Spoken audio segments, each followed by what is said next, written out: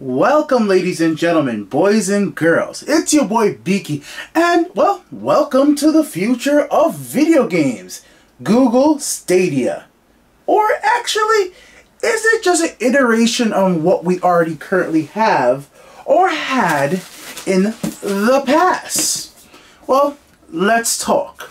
So Google Stadia is Google's new streaming platform. If you guys haven't heard the news already, I'll have a link to their announcement videos, which you guys can clearly see in the background right now. This guy is streaming Assassin's Creed right to a Pixel laptop and then right to his phone. Wow, instantly 5 seconds, 6 seconds up to load certain games like Assassin's Creed. Then he can move on to the next one. But we have seen things like this before from a company like OnLive. In fact, this is a brand new OnLive console right here. I'll even do a little unboxing for you guys if you have never seen one before, and I'll talk to you about how this worked 10 years, well, almost 10 years ago, 2010, and how this is different from Google Stadia and my experience with PlayStation Now as well. If you guys haven't noticed, on this channel, me and my friends have been very quick to jump into these streaming platforms and give them their fair shot. And I want to talk about why we as gamers have been willing to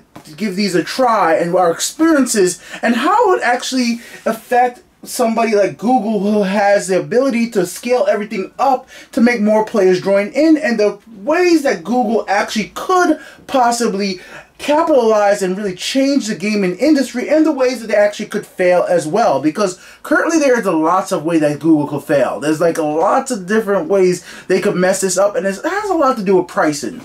But let me just open this up while I actually go ahead and talk. So, the Google Stadia comes with a controller, just like the OnLive did. The OnLive game console came with its own controller, and this controller connected to a little tiny console right here that we're going to be calling a OnLive game console. This is a brand new OnLive game console. I basically don't remember the exact reason, but I got an extra one for free. So I have a brand new one, and I have the ones that I used, and then my friend has his own one as well, and brand new. I have no clue if they're worth anything on eBay as a collector's item, but I still have it in plastic and everything. I just have it still.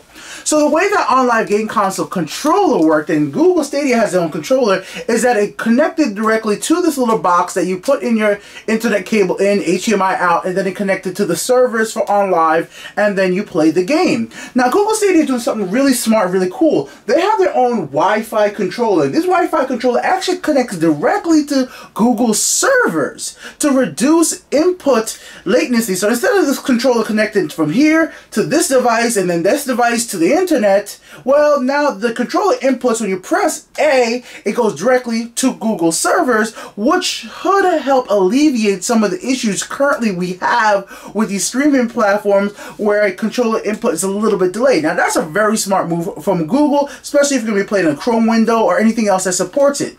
Now, the difference though is, well, OnLive and PlayStation Now, and the biggest problem, and I think Google's going to have the same problem, is game library. At launch, these companies need to have enough games. If you guys have never seen my PlayStation Now video, so I did a really good video reviewing all the games for PlayStation Now a few months after it came out. I did a video on live about this too. In fact, my video on live, when PlayStation Now came out, I even did a video called Unboxing PlayStation Now, right? You guys can go check it out. It's called Unboxing. It has 1,000 views or something like that, but it's called Unboxing PlayStation Now. It's basically where I unbox what's it again, OnLive game console. I know this video quality is garbage right now in the background, but either ways, I go in there and show you guys all how OnLive worked, all the games I had. I had 13 games that I went ahead and got on OnLive. Some of them I was able to get for free. Some of them I bought myself. All that stuff right there. This is Homefront, and I played these games. Metro on it. I showed it. It worked. This is like literally me playing OnLive game console, going through the save states, and you know, just, well, not really save states, but to be able to jump right back into the games, play shooters. So OnLive game console did definitely work. I played it online. My friends played it online with me. The thing about it was, when your connection dropped, when anything happened, if any little thing happened with your ISP, you just felt the lag and the degradation of quality, right? But that was kind of what made OnLive work in the in the past, it degraded the quality down. So let's say you've seen it at 1080p, now you're seeing pixelated, but it try to keep everything steady. Now, from my understanding how PlayStation Now works is PlayStation Now just wants to do 1080p or whatever. They want to do the best you can, so you do a test on your internet connection before you start doing PlayStation Now, and if you're past that test, then Sony's just going to send you that 1080p signal. Sony kind of doesn't want to degrade the game looking quality too much to keep your user experience of keep playing the game. Now, here's where I think Google, this is technical stuff here, Google needs to do what OnLive did in the past. And I know that PlayStation Now is basically OnLive because PlayStation bought it. They need to have the ability to instantly, if I'm playing Assassin's Creed at 4K 60 FPS streaming and my connection starts to dwindle a little bit, instead of having me lag all over, drop me down to 720p, you know, drop down the quality of the game to keep my the responsiveness of my controls on point, because that's the biggest problems with all these things. Latency, it's such a big problem that if it doesn't feel correctly, gamers are not going to be okay playing these platforms. Doesn't matter if you could do 4K 60, it doesn't matter if Google's talking about doing 8K, it just doesn't matter if my controls feel wonky. Now, once again, I was playing first-person shooters almost 10 years ago on the online game console while being with friends. You know, like, that's kind of nuts that I was already doing this stuff that long ago. Like I said, the quality did get degraded over time when things went a little bad with Homefront, which was one of the main first-person shooters that we were playing at the time. When I played Metro, things kind of got a little wonky, but I was playing Mafia, which was an open-world game, or Mafia 2, and it was pretty fun on there. So I had fun playing those things, and I'm always willing to jump into these platforms and give them a try. And here, let's talk about why. Because I feel like the future of video games is the ability to play games anywhere. And I said Sony was doing this with PlayStation Now. Now, I don't think Sony has capitalized this enough with their power. I think what I thought Sony was going to do was have every smart TV that was going to be coming out, like, you know, with 4K UHD to have a PlayStation Now app. I thought every single phone, I thought that's what they were going to try to do, to get it all on every single platform. I thought they were going to go hard, but I guess they just did not have the scale. And here we are with Google, with YouTube. They have the scale. They have the power to completely change the industry.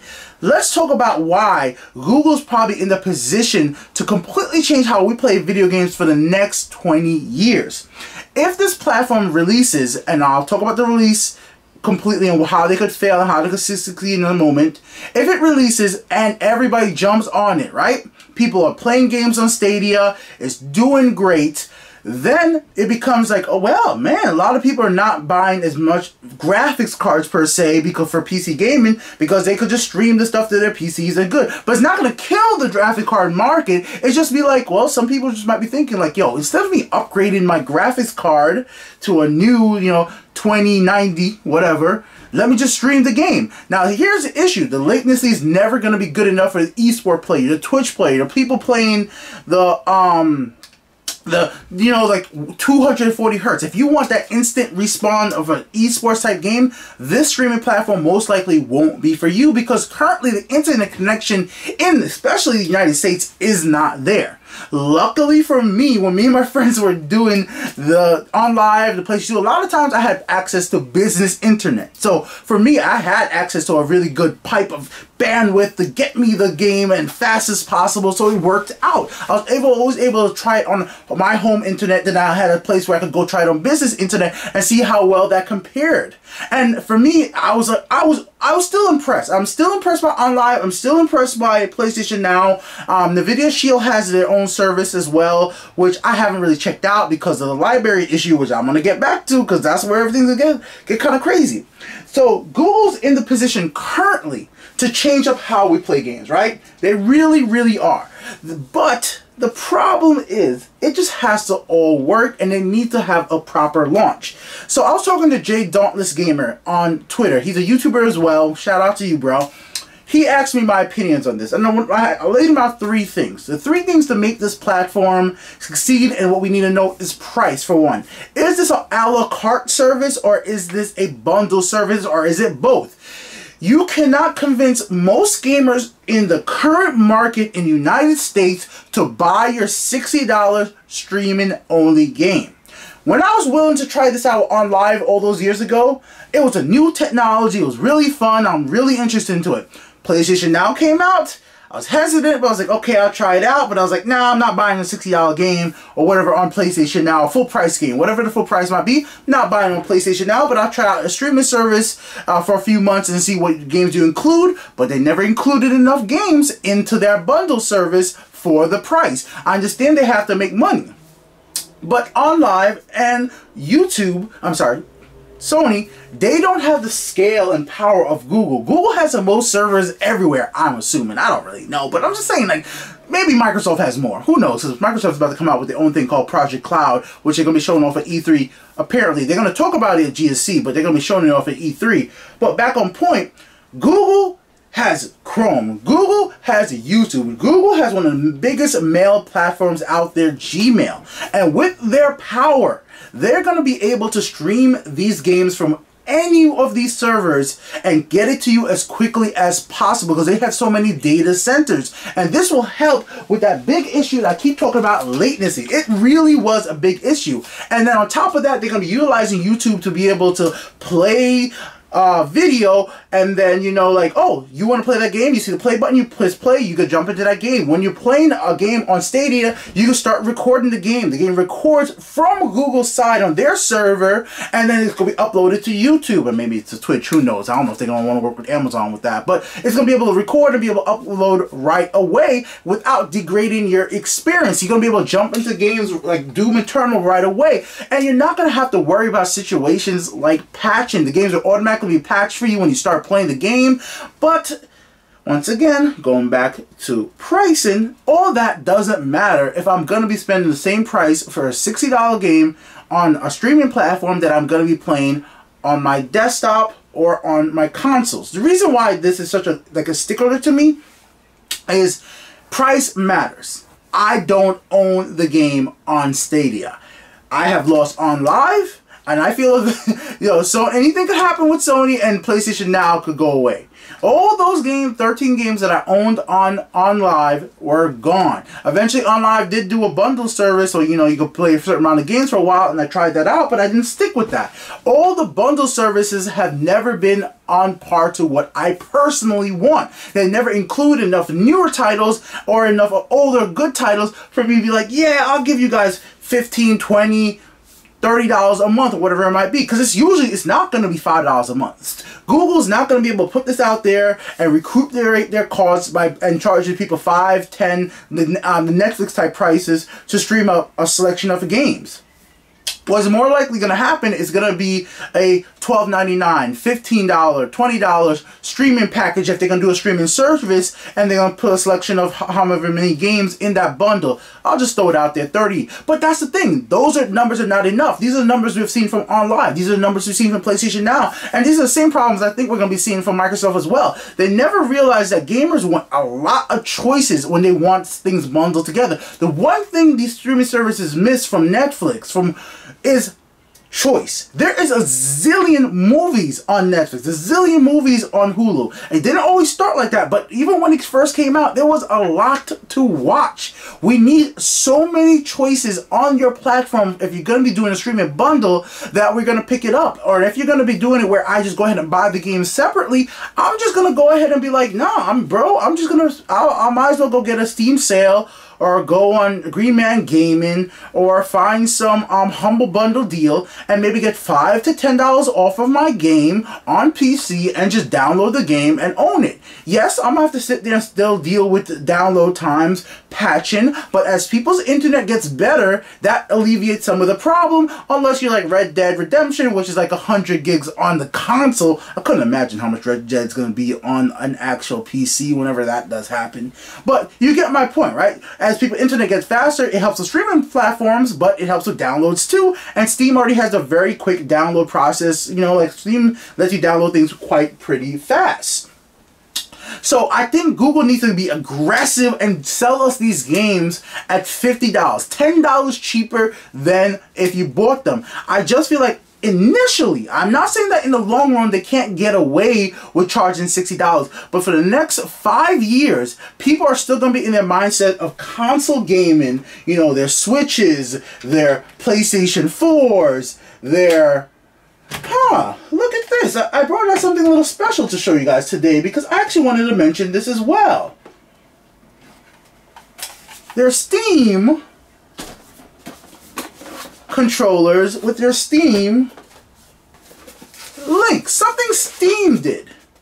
People are used to this stuff. Used to downloading games, and Google is going to have to take away customers from them. So, but let's talk about Steam Link for a second. Why did Steam fail in their Steam Link initiative? I know you can download the app now. Even me, as somebody who has this, I paid $2 for this. Yeah, that's how cheap the Steam Link got. I paid $2 and I have never opened the box. Why did I pay $2? Why the hell did I pay $2 for this damn thing? I don't use it. I can't find a legit reason to stream from my desktop to my living room. Like, I've never found a reason to do it like that. My computer's not very portable, but I prefer moving around. They have laptops. I haven't found a reason to use it. The Steam controller is ass, but that's besides the point. This controller is really bad. It's only a very selective few games that's really useful for. But I thought Steam was going to be trying to do something like this, but they didn't jump onto it. And, you know, in-house streaming to your phones and tablets. Sony's jumping on too. Now you can download the iOS app for streaming games from your PlayStation 4 to your phone, right? Not charging you any extra from that. You just connect to your PlayStation network. Microsoft is going to have the Xbox apps and all these platforms. So everything is going the streaming route. But unfortunately, it doesn't seem like nobody other than Google now is going to have the scale to make it all work. But even having the scale, even if Microsoft comes out and has the scale, the price just can't be. The price can't be the same price as a real full $60 game.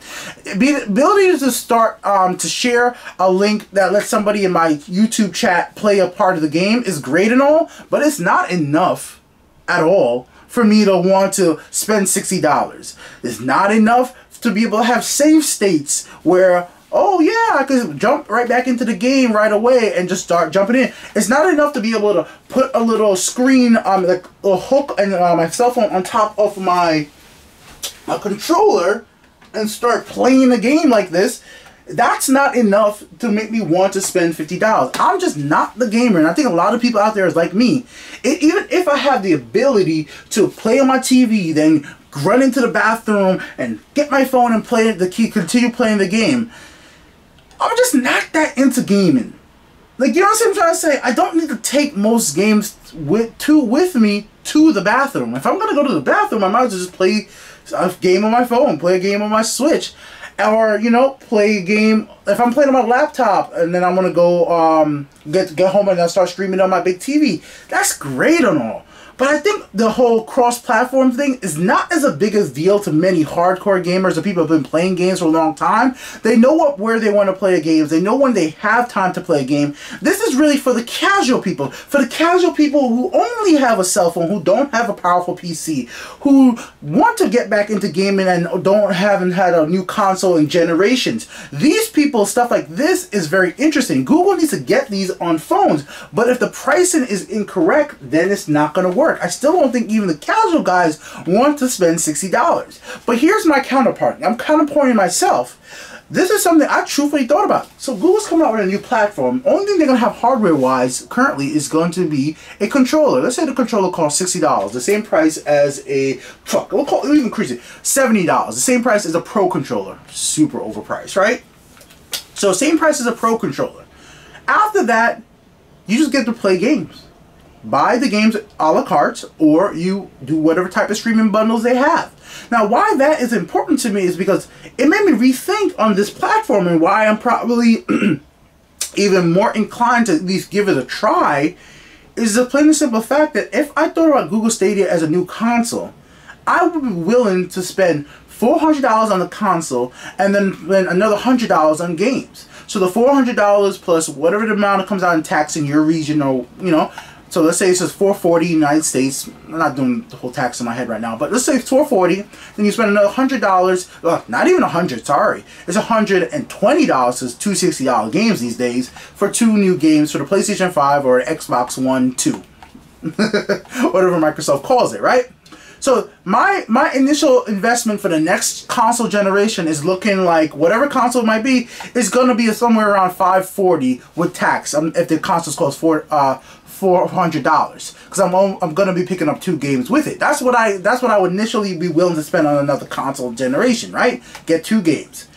If I take that same money and just invest it towards Google Stadia, then I could just buy a bunch of games. If I think about Google Stadia as the new console release come this, summer, if it's coming out in June, whenever it might be, I could be like, wow, well, this kind of works out. I could pick up this game right here, pick up this game right here, this game right here. That's really good for me. But without great deals, without the pricing being correct, it's gonna really fail. I really, really do think it's gonna fail.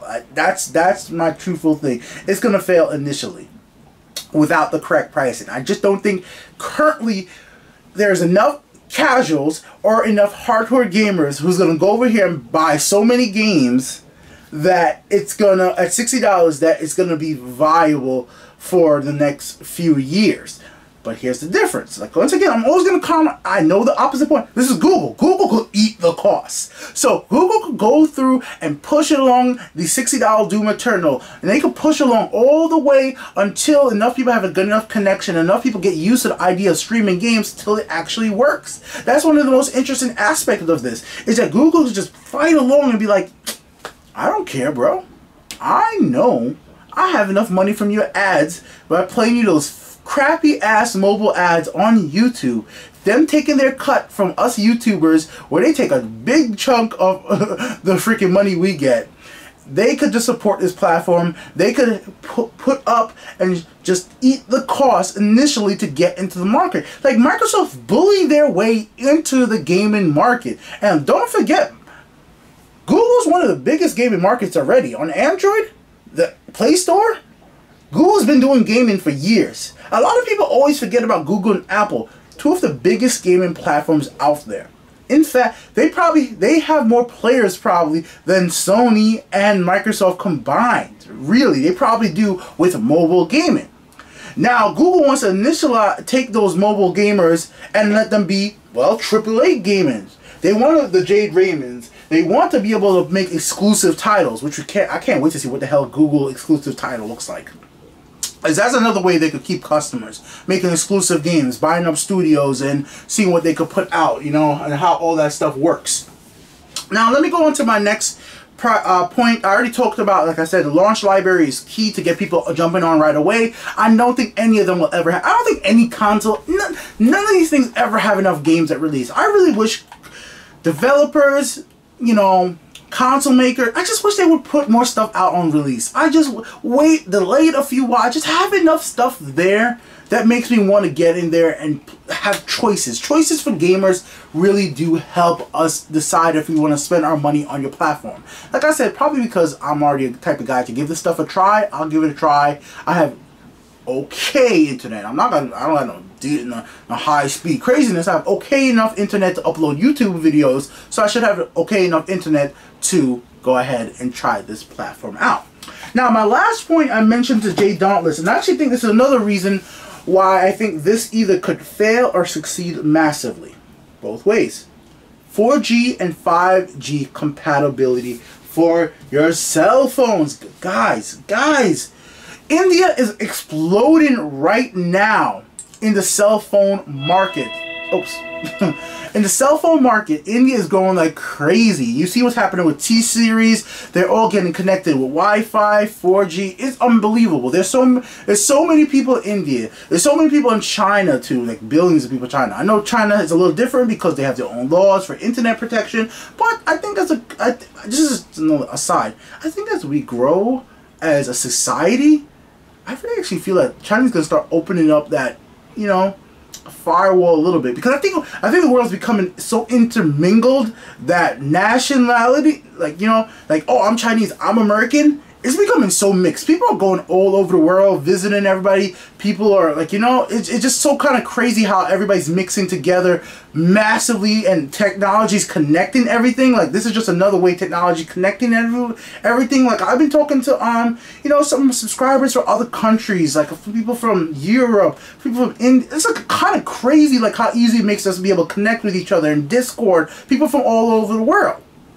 And with all this connectivity and everybody getting online, and they're using their mobile phone mostly for this, if Google could make this service somewhat playable, maybe you won't be playing Fortnite streamed to your phone on, you know, at the best latency at 4G, but when 5G starts hitting the rest of the world and start hitting hard, right?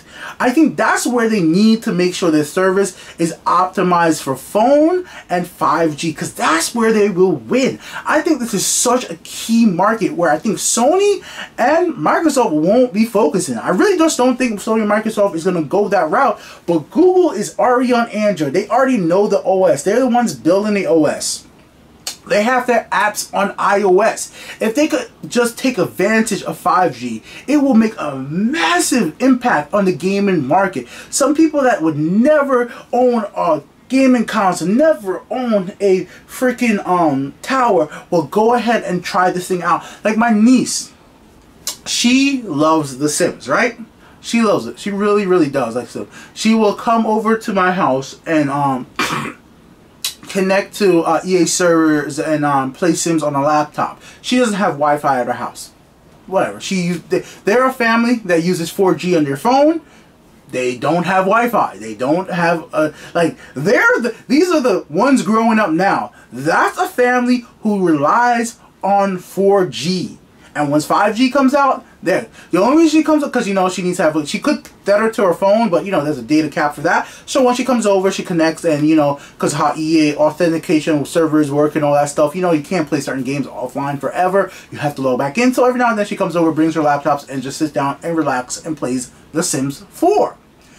Now, if she could get the same Sims 4 streamed to her phone in decent quality over 4G or 5G in the next 3 years, and, you know, this is an interface that could easily tap like a game like Sims, she would love it. She would do it in an instant. So if Google could take advantage of people like her and my family who's like that, who are only running off of 4G connections in their home, like, that's kind of crazy. And I bet you that's not an outrageous thought, that there are starting to be families these days where the kids grow up and just using cell phones to play games, and they don't bother go ahead and own any, you know, landline, no TV, just 4G on their cell phones, and then they could just cast it over to a TV. Because think about it, that's all you gotta do. You cast it to a TV. I think it would work off your 4G. I'm just assuming. I really actually don't know. I'm just assuming. But with everything that nowadays being Internet of Things, and if your 4G connection could work for your phone, it definitely could stream Netflix on a TV if it's compatible to be able to do like that, right? So I think that's where a lot of people who are growing up now playing games on their phones, just constantly having 4G connection, if they're in a good city and it connects very easily, they might get to the point where they're getting into, you know, high school, going into college over the next 10 years, and they might be thinking like, why do I need a landline? Why do I need 100 down or 100 up or a gigabyte line? Why do I need that when my 4G on my phone is so great? Or in 10 years when my 5G on my phone is so great? And then that's where Google could really take advantage of this and just kill from this, because those type of people won't have a console, won't have a desktop. I keep pointing down to the consoles like you guys can see it down there, but they won't have this stuff. And with no freaking patching, instantly get into the game within 5 to 10 seconds, depending on the game, I'm guessing. That's the type of stuff that my niece would love. And I could see her once she starts her own family. I really don't envision her getting our wife, you know, she's not going to get a landline. She's not going to get the TV. She's not going to get the bundle. She is going to be on her phone. I've seen how much she's texts, because I'm on a phone line with her, and she just started using that. But let's just say her text and data usage, her data usage of 4G beats me. It's on some bonkers level stuff. Like, it's bonkers how much data she uses on her phone. But that's where it's going, guys. And if Google could utilize that correctly, it's going to be very interesting. Now, I'll just do one last thing.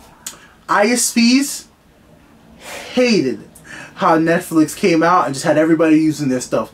YouTube as well. This is the next step that's going to kick ISPs in the butt.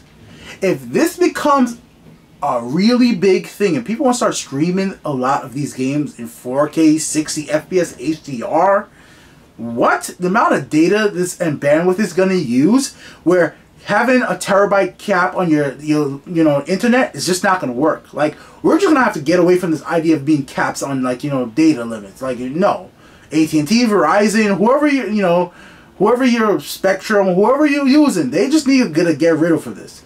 But I'll end out this video with a question to you guys. I didn't expect this video to go so long, but I'm glad it did. This actually gave me a chance to try a brand new camera that I'm currently using right now, guys. I finally upgraded to a 1080p 60 FPS camera. It does 4K 30 as well. It's a Sony camera. It's the AX33. I'm really liking it. I did try something right now. I'm doing a manual exposure. The reason for that is I want you guys to be able to see my face lit up while the TV's in the background and not having any problem. I'm really glad I'm going so long with this video as well, because it gives me how long the camera could record at this resolution without any problems. So like right now I could just give me a second. I just want to turn down the exposure, but I just want the exposure to be a steady. I might have had it too high this whole one, but I'll be able to check it in post. So the reason is that when you have it on auto, every time the screen behind me changes, it will change how my face looks. Sometimes my face is dark, sometimes lighter. It's just how it is when you're recording a screen. But I want the screen to be clear, and I want my face to be kind of clear as well in these videos, because I know you guys have actually mentioned that you like the screen in the background and when I do stuff like this. Is that Mad Pat? Yeah, that's Mad Pat. Yes, it is Mad Pat. Sorry. Random, just saw Mad Patch, so I just wanted to see. Did you guys see Mad Patch's new video on Kirby? Yo, Kirby is a devastating force, guys. Don't mess with that boy's food. Go watch Mad Patch's video on Kirby, because it opened up my eyes on Kirby more than I ever thought.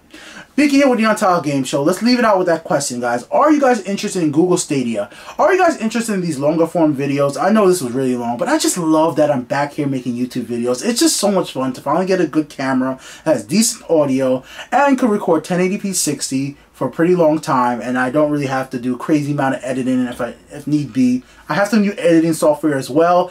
DaVinci Resolve 15.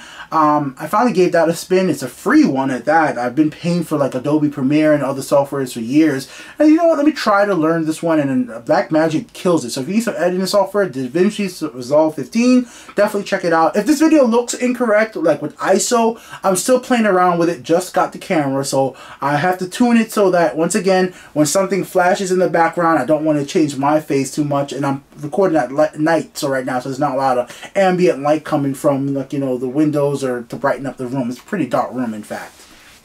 But yeah, are you gonna get Google Stadia? Are you interested in it, at least, if you're not gonna get it? And how is your internet? Those are the questions I really want to ask you. You guys think you would be interested? And if you're interested in it, or even getting it, what are you willing to pay for the games? If you just had to buy the games, it's $60. Are you gonna just buy a $60 game on this platform? Big here. I'll be back with more videos soon. Die Twice, the From Software game, is coming out later tonight. It's been getting fairly decent reviews. I think it has 89 currently on Metacritic. Some places have given it 9.5s. So I am most likely going to be checking that game out. Not pre-ordering it, even as great as it is. Why am I going to pre-order the game? Just wait till the release and pick it up in case some crazy thing happens. People have to report on it. Pick it up. I might do a video on that if you guys are interested. Might even do a review. It might be fun. I haven't done a review in a while. But yeah, I'm going to pick that one up on PC, and it should be fun. With the new camera as well, it might help me do podcasts again with my friends. This is a very portable camera, and I'm buying a new tripod as well, so that right now I definitely do realize that the TV in the top is cut off. That's on purpose, because the camera is not leveled. The camera is kind of heavy on the back because of the battery, so it's tilting back because I have a bad tripod right now. So I want to get a tripod that's leveled so I can raise everything up so you can see the Mario Kart shirt and everything looks kind of proper. And I'm thinking of maybe getting a little bit of mood lighting around, some LED lighting in the background. But still messing around with the TV stuff. Recording TV is very complicated and Google's stream kind of just broke. So yeah, I think it's time we stopped talking about Google and the future of gaming. I want to know some other stuff too, like, you know, I like using props in my videos. I hope you guys understand that. I hope you guys like that. I always want new feedback, because it's just, I'm just kind of glad to be back. I'm glad just sitting here and talking video games with you guys. It really is what I enjoy doing, so I'm gonna keep on doing it. And I haven't relieved any links in my videos recently to help you guys stay on the platform, but I'm gonna leave the link to the camera so you guys can check it out. I'm gonna leave the link to my TV. I love this TV. This TLC Chinese, this TV for gaming is phenomenal. Phenomenal for HDR gaming and console response time, all the features. This is one of the higher end brands, so I'm gonna leave a link to this TV if you guys want to pick this up as well, guys. Till next time, peace the heck out. I'm actually going to stop the video from the camera itself and not edit this out, because I want to see what the raw upload looks like instead of editing it, just so we could test. And then next future on, I will take stuff like this out. This is just a kind of end of the thing right now, so you can click on those links over there. That's really what I'm doing. Just click those links. Go watch those videos.